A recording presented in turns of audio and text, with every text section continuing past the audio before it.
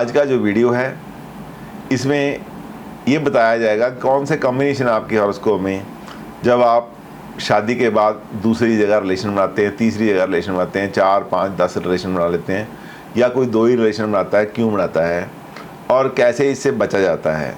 क्या इन परिस्थितियों के बावजूद, इन लक्षणों के हॉरोस्कोप में होते हुए भी व्यक्ति सेकंड मैरिज से या सेकंड रिलेशनशिप से बच सकता है, वो कौन से कॉम्बिनेशन है, इसके ऊपर ये वीडियो रहेगा। तो अब है आपको बताता हूँ कि combination of more than one marriage and affairs. देखिए, जो मोर देन वन मैरिज है ये पास्ट टेंस है, अब भी है, बहुत कम है। आगे लोग एथिकल बात करते थे, उनके यदि रिलेशन दूसरी जगह हो जाते थे तो उसको शादी करके उसको दुल्हन की तरह ले आते थे। अब रिलेशन मेंटेन करते हैं out of marriage, that is called extra marital affairs. Extra marital affair भी दूसरी शादी होती है, जहाँ पे कई लोग कीप रखते हैं। उसका सारा कीप वो होती है जिसको आप अपनी दोस्त की तरह रख रहे हैं, उसके साथ आपके फिजिकल रिलेशन है, और लेकिन आप उसकी जिम्मेदारी भी उठाते हैं, उसके बच्चों का खर्चा, उसके पर्सनल खर्चे, उसको रहने के लिए जगह देना। जब आप इतना खर्चा किसी के ऊपर करने लग जाते हैं तो आपकी वो कीप हो जाती है।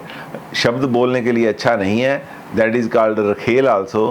कीप जो होती है वो होती है जिसका आप खर्चा भी उठाते हैं, उसके बच्चे का खर्चा भी उठाते हैं, उसके रहने का खर्चा भी उठाते हैं, उसके नाज नगरे भी उठाते हैं, उसके पास रेगुलर जाते भी हैं, उसको दुनिया की निगाह से अलग एक दुल्हन की तरह, एक अपनी पत्नी की तरह आप उसको रखते हैं। तो वो एक कीप होती है जिसको हिंदी में एक बड़ा भद्दा शब्द है, रखेल के रूप में जाना जाता है, लेकिन वो सेकंड मैरिज कहलाती है। और जब आप एक रिलेशन को मेंटेन करते हैं बहुत देर तक, उसके आप फिजिकल रिलेशन बोलते हैं, वो भी सेकंड मैरिज कराती है। यहाँ पे सेकंड मैरिज जो होती है मोर देन वन मैरिज, पहले ऐसा होता था कि बहुत कम लोग ऐसे चक्रों में पड़ते थे, जो पढ़ते थे वो ओपनली काम करते थे, वो शर्त समाज की निगाह में आ जाते थे। अब करने वाले बहुत ज़्यादा हैं, पहले कम होते थे, अब करने वाले बहुत हैं, लेकिन वो समाज की निगाह से बच के चलते हैं। जिनके साथ आपका अफेयर हो गया, शादीशुदा ज़िंदगी हो गई, फिजिकल रिलेशन हो गए, उसको आप शादी ही कहो। तो यहाँ पे वो कैसे है, 7th भावा in malefic sign and 7th lord debilitated और इन एनिमी हाउस और कंबस्ट और एस्पेक्टेड बाई ए मेलेफिक। जब कभी 7वें घर का स्वामी या 7वां घर में राशि कोई मेलेफिक ग्रह की आ जाए और 7वें घर का स्वामी डेबिलिटेट नीच का हो जाए, एनिमी साइन में जाके बैठ जाए या कंबस्ट हो जाए सूर्य के द्वारा, और उसको बुरे ग्रह देखते हों, तो ऐसे समय में संभावना रहती है कि व्यक्ति एक से ज़्यादा व्यक्तियों के रिलेशन बनाता है। ऐसे में मैं बोलना चाहता हूँ, इस बात का ध्यान रखें आप हमेशा। ये एक बहुत ही ऐसा सब्जेक्ट है जिसमें आपको जूते पड़ सकते हैं यदि आप किसी को बोल दोगे। किसी की ज़िंदगी ख़राब हो सकती है, किसी का रिलेशन ख़राब हो सकता है। यदि कोई आपके पास अपनी पत्नी की हॉरोस्कोप लेके आता, आप बोलते हो आप इसके तो बाहर रिलेशन है, तो रिलेशन तो बाद में होंगे, आपका उसका घर टूट जाएगा। या किसी लड़की को शक है अपने पति पे, आप बोल दो इसके तो बाहर रिलेशन है, तो उसकी शादी में कड़वाहट आ जाएगी। इसलिए आपको सिखाने से पहले मैं आपको बोलता हूँ कि इसको अपने देखने तक सीमित रखना है। इसका व्यवहारिक रूप से जो इस्तेमाल है अभी आप नहीं करेंगे। अभी आप छोटे लेवल के एस्ट्रोलॉजर हो। जब आप में परिपक्वता आ जाएगी, आप में पूरा पेशेंस आ जाएगी, एक मैच्योरिटी आ जाएगी कैसे प्रेडिक्शन करते हैं, तो उसके बाद आप लोगों को बताएं। आपको पता होगा कि नहीं यार ये बताना है या नहीं बताना। तो इसी तरह किसी की मृत्यु के बारे में बताना है तो उसको भी बताना नहीं है।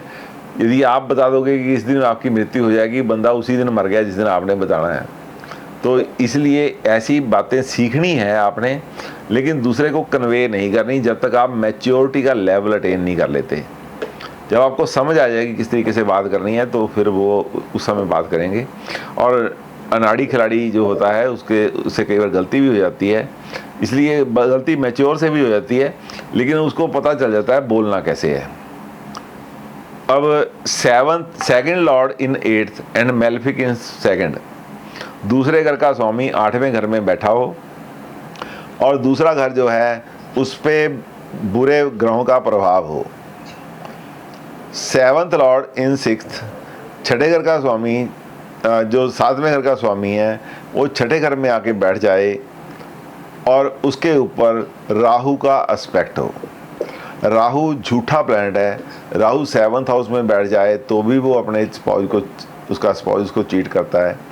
राहु 7th लॉर्ड के साथ बैठ जाए तो भी स्पाउस चीट करता है, तो या वो स्पाउस को चीट करता है अपने को। राहु जो है, राहु झूठा प्लैनेट है, राहु स्पाउस को चीट करवाता है।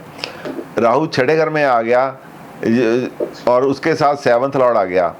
छठा घर क्लेश का है, इसका मतलब क्या है, 7th लॉर्ड जो है क्लेश के घर में आ गया, शादी क्लेश में आ गई, उसके ऊपर राहु है, झूठ तूफान के ऊपर क्लेश बन जाता है। इसलिए आपने उसको भी बड़े ध्यान से देखना है।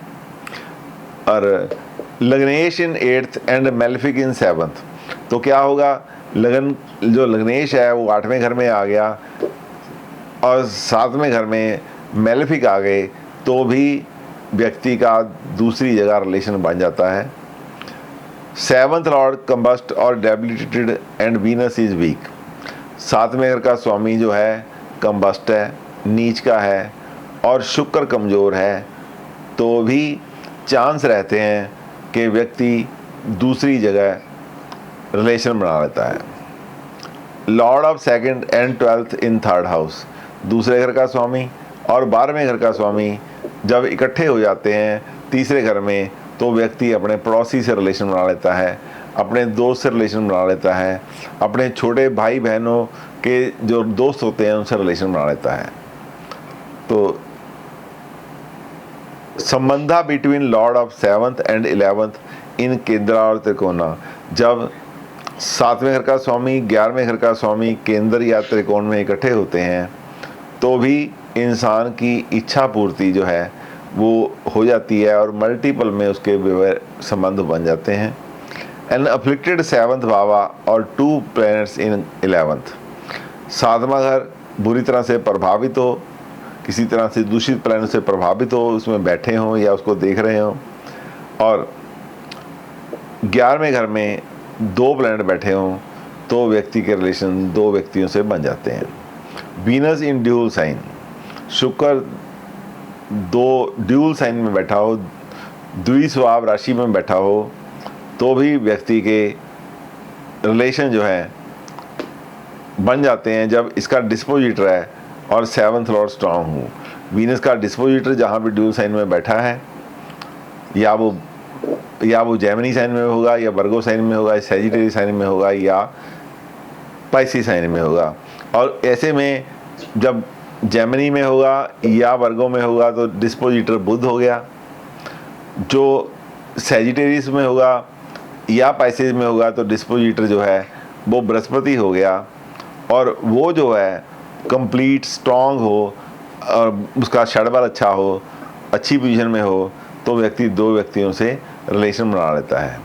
Malefic in 4, 8 and 12 from the शुक्र, शुक्र से चौथे घर में, 8वें घर में और 12वें घर में यदि मेलेफिक प्लैनेट बैठे हों तो भी व्यक्ति को जो दूसरे व्यक्ति से रिलेशन बन जाते हैं, एक पत्नी को छोड़कर out of the marriage relation बन जाते हैं।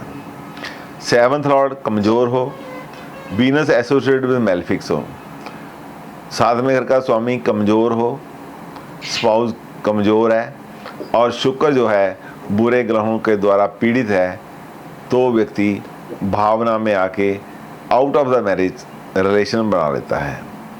7th lord, 7th house and its lord are associated with और एस्पेक्टेड बाई मेलेफिक्स और sandwich between the malefics, lord नीचा और कंबस्ट, 7वां घर या 7वें घर का स्वामी 2 बुरे ग्रहों के बीच में आ गया, सैंडविच बन गया, या बुरे ग्रहों के साथ आ गया, और या उसका जो स्वामी है 7th का वो पूरी तरह सूरज से पीड़ित है, कंबस्ट हो चुका है, या नीच राशि में आ गया तो व्यक्ति दूसरी जगह रिलेशन बनाता है। 7th lord in a sign of Saturn, 7वें घर का स्वामी जो है वो शनि के साइन में आ गया या शुक्र के राशि में बैठ गया और उसके ऊपर से उसको बेनिफिक प्लैनेट देख रहे हों तो भी व्यक्ति के रिलेशन जो है वो आउटसाइड मैरिज बन जाते हैं। 7th Lord divide of strength in 6th, 8th and 12th, 7वें घर का स्वामी जिसका बल है वो क्षीण हो, बिल्कुल ख़त्म हो, बल कमज़ोर हो, 6, 8, 12 में बैठा हो तो भी व्यक्ति के रिलेशन जो है आउट ऑफ मैरिज हो जाते हैं। 6th, 7th and 8th occupied by Mars, Rahu, Saturn respectively. जो छठे घर का स्वामी है, 8वें, छठा घर, 7वां घर, 8वां घर, इसमें मंगल, राहु और शनि, छठे में मंगल बैठा हो, 7वें में राहु बैठा हो और 8वें में शनि बैठा हो तो ऐसे समय में व्यक्ति अपने पार्टनर को धोखा देके आउटसाइड द मैरिज रिलेशन बनाता है। 2nd Lord in 6th and A malefic in 7th, जो दूसरे घर का स्वामी है वो छठे घर में बैठा होगा और 7वां घर मेलेफिक इन्फ्लुएंस में होगा तो दूसरी जगह रिलेशन बनते हैं। Many planets in 7th without aspect और conjunction of the lord of 2nd house, 7वें घर में 2 या 2 से ज़्यादा प्लैनेट बैठे हों, दूसरे घर के स्वामी का कोई वहाँ पे एस्पेक्ट ना हो, उनमें दूसरे घर का स्वामी ना हो तो भी व्यक्ति आउटसाइड रिलेशन बनाता है। Malefic affliction to both 2nd and 7th house and their lords afflicted और वीक, दूसरे घर का स्वामी और 7वें घर का स्वामी जो है और कमज़ोर हो और दूसरा घर और 7वां घर बुरे ग्रहों से पीड़ित हो तो व्यक्ति अपनी शादी के बाहर रिलेशन बनाता है। Sun Moon in 7th in a dual sign, सूर्य और चंद्रमा 7वें घर में हो और दोगली राशि में बैठे हों, द्विस्वाप राशि में बैठे हों तो व्यक्ति के रिलेशन एक से ज़्यादा होते हैं। स्ट्रॉन्ग मून इन 9th और strong Venus, strong Venus, this is strong Venus moon in 1 sign, चंद्रमा और शुक्र इकट्ठे बैठे हों और 9वें घर में बैठे हों तो व्यक्ति के रिलेशन आउटसाइड मैरिज बनते हैं। 7th house aspected by strong Venus, 7वां घर शुक्र के द्वारा दृष्ट हो और शुक्र बहुत मजबूत हो तो व्यक्ति के रिलेशन आउट ऑफ मैरिज बनते हैं। Lord of 1st, 2nd, 6th in 7th, पहले घर का स्वामी, दूसरे घर का स्वामी और छठे घर का स्वामी 7वें घर में हो और उनके साथ कोई मेलेफिक प्लैनेट बैठा हो या मेलेफिक प्लैनेट 7वें घर को देख रहा हो तो आउटसाइड मैरिज रिलेशन बनते हैं। 7th lord if Saturn conjoins a malefic, जब 7वें घर का स्वामी शनि हो और किसी मेलेफिक प्लैनेट के साथ बैठा हो कहीं भी पत्री में तो भी एक से ज़्यादा रिलेशन बनते हैं। Strong moon in 3rd from the 7th in a dual sign, जो 7वें घर से तीसरा घर 9वां घर है उसमें स्ट्रॉन्ग मून बैठा हो और वहाँ पे 2 द्विस्वाप राशि हो, ड्यूल साइन हो तो भी रिलेशन बनते हैं। ड्यूल साइन 3, 6, 9, 12 होते हैं। बारी आती है आगे सैटर्न इन 2nd और राहु इन 7th, दूसरे घर में सैटर्न हो और राहु 7th हाउस में हो तो व्यक्ति अपने स्पाउस को धोखा देके दूसरी जगह रिलेशन बनाता है। संबंधा बिटवीन 7th एंड 11th, 7वें घर का संबंध 11वें घर से हो तो भी व्यक्ति out of the marriage relation बनाता है। Lord of 2nd, 7th and 10th in 4th, दूसरे घर का स्वामी, 7वें घर का स्वामी, 10वें घर का स्वामी चौथे घर में बैठे हों तो भी व्यक्ति के रिलेशन जो है वो एक से ज़्यादा व्यक्तियों के साथ होते हैं। Lord of 7th and 11 strong in trikona, 7वें घर का स्वामी, 11वें घर का स्वामी स्ट्रॉन्ग होके त्रिकोण में बैठे हों तो भी रिलेशन आउट ऑफ मैरिज बनते हैं। Weak Mars Venus and Saturn, मंगल कमज़ोर हो, शुक्र के साथ, सैटर्न के साथ दूसरे घर में, चौथे घर में, 7वें घर में, 8वें घर में और 12वें घर में बैठे हों तो भी व्यक्ति आउट ऑफ मैरिज रिलेशन बनाता है। 8th लॉर्ड इन 1st 8वें घर का स्वामी पहले घर में बैठा हो, 7वें घर में बैठा हो या 6ठे घर में बैठा हो तो व्यक्ति के रिलेशन एक से ज़्यादा लोगों के साथ होते हैं।